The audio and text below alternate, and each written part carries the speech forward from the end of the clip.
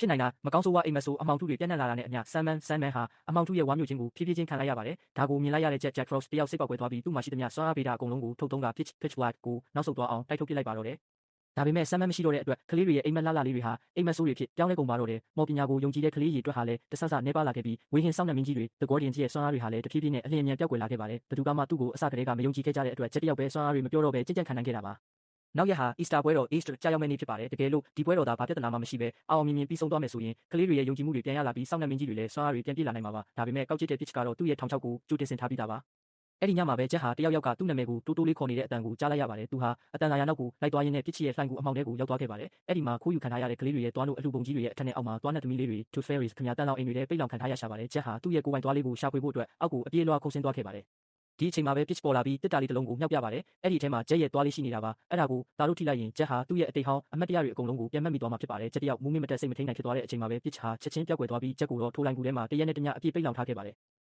ဘလို့မှရုံထွက်လို့မရပဲသူအပြင်ကိုပြန်ရောက်လာတဲ့အချိန်မှာတော့ Easter ပွဲတော်ကြီးဟာပျက်စီးဆုံးရှုံးသွားခဲ့ပါပြီ။ Easter ဥတွေအကုန်လုံးကို pitch ကရိုက်ခွဲဖျက်ဆီးပစ်လိုက်တဲ့အတွက်ကလေးတွေဟာ Easter ကိုမယုံကြည်ကြတော့ပါဘူး။ဒါကြောင့်ယုံမင်းကြီး Easter Bunny လည်းသူ့ရဲ့မော်ဆွမ်းအားတွေအကုန်ဆုံးရှုံးသွားခဲ့ရပါတယ်။ဒီတိုင်းနဲ့ထဲမှာပဲဂျက်တယောက်ညလုံးပေါက်ပျောက်ချင်းမလားပျောက်နေခဲ့တဲ့အတွက်သူ့အဖွဲ့သားတွေကသူ့အပေါ်ယုံကြည်မှုပြပြသွားကြပါတယ်။ဂျက်ခင်ဗျာဘလို့ရှင်းပြရမှန်းတော့မသိတော့ပါဘူး။ဒီအချိန်မှာပဲ pitch ရဲ့အတန်ကထပ်ပြီးပဲ့တင်ထက်လာပါတယ်။ဒီလိုဖြစ်လာမယ်ဆိုတာငါကြိုသိသားပဲငါမင်းကိုတခါမှတကယ်မယုံကြည်ခဲ့ဘူး။အဲ့ဒါကိုမင်းသိအောင်ငါတမင်လုပ်ပြတာဆိုပြီးတော့ပေါ့ဒါပေမဲ့ဂျက်ကတော့အခြေအနေကိုရိပ်မိသွားပါပြီ။ဒီတခါတော့ pitch ရဲ့လှည့်ကွက်နောက်ကိုဂျက်မလိုက်တော့ပါဘူး။သူဟာမြင်ချင်းပဲ pitch ကိုတန်းပြီးတိုက်ခိုက်ပါတော့တယ်ဂျက်ကထောင်ချောက်ထဲမဝင်တော့မှန်းသိလိုက်တဲ့ pitch ဟာသွားနဲ့သမီးလေးတစ်ကောင်ကိုဓာတ်စာခံဖမ်းပြီးဂျက်ရဲ့မော်တောင်ဝေးကိုပေးဖို့ချင်းချောက်ပါ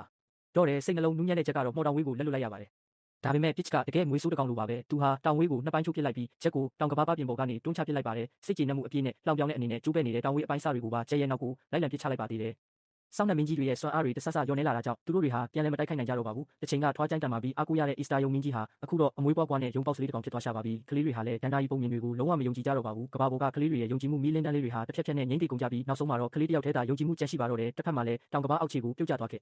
တဲ့ဂျက်ဟာသူ့ရဲ့အတိတ်မတရားတွေကိုနောက်ဆုံးတော့ပြန်လည်ဖော်ထုတ်နိုင်ခဲ့ပါပြီ။